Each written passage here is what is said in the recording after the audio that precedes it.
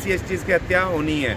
उनके अगर संविधान खत्म हो गया जिस दिन 2024 में, मैं बार बार कह रहा हूँ SC/STs को पॉलिटिकली इकट्ठा होना पड़ेगा और इकट्ठा होकर के इन मनुवादी पार्टियों के नेतृत्व से अलग हटके अपनी डायरेक्ट चुनौती, राजनीतिक चुनौती और दखल पेश करना पड़ेगा।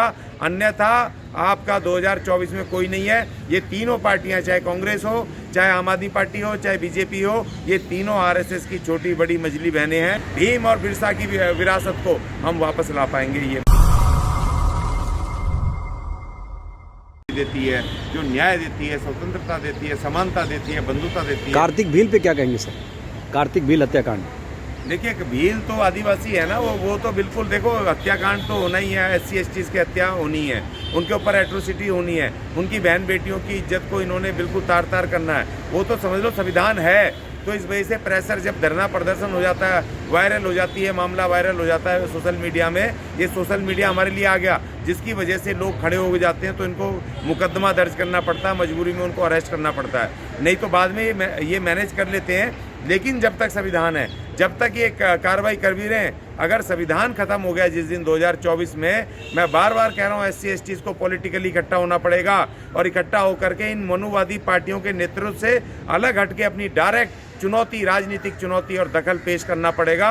अन्यथा आपका 2024 में कोई नहीं है। ये तीनों पार्टियां, चाहे कांग्रेस हो, चाहे आम आदमी पार्टी हो, चाहे बीजेपी हो, ये तीनों RSS की छोटी बड़ी मझली बहनें हैं। और इसीलिए मैं बार बार कह रहा हूँ, क्योंकि आज राजस्थान में कांग्रेस की सरकार आज से नहीं है, बहुत पहले से बदल के आती है, मगर वहाँ घोर जातिवाद है। क्यों है घोर जातिवाद? भाई, कांग्रेस 60 साल राज कर दिया, केंद्र में भी, सारे राज्यों में भी। क्यों नहीं लागू हुआ जो बाबा साहब ने आर्टिकल 17 में लिखा था कि आज से अनटचेबिलिटी खत्म की जाती है, अर्थात जातिवाद खत्म किया जाता है? तो क्यों नहीं किया कांग्रेस ने आज तक? क्यों नहीं संविधान को लागू किया आज तक? तो ये जब तक कांग्रेस, बीजेपी और ये आप तीसरी इन्होंने पैदा कर ली आम आदमी पार्टी, ये तीनों आपस में नूरा कुश्ती कर रहे हैं। इनकी लड़ाई नहीं है, ये नूरा कुश्ती हो रही है। कुश्ती तो उस दिन होगी, उस दिन असली लड़ाई होगी जिस दिन इस देश के SC/ST खड़े होंगे और इन मनुवादियों को डायरेक्ट चुनौती देंगे। इन पार्टियों के विरुद्ध खुद खड़े होंगे, खुद उनके नेता होंगे, खुद उनके लीडर लड़ रहे होंगे और SC/ST एक खेमे में होंगे और ये मनुवादी एक खेमे में होंगे।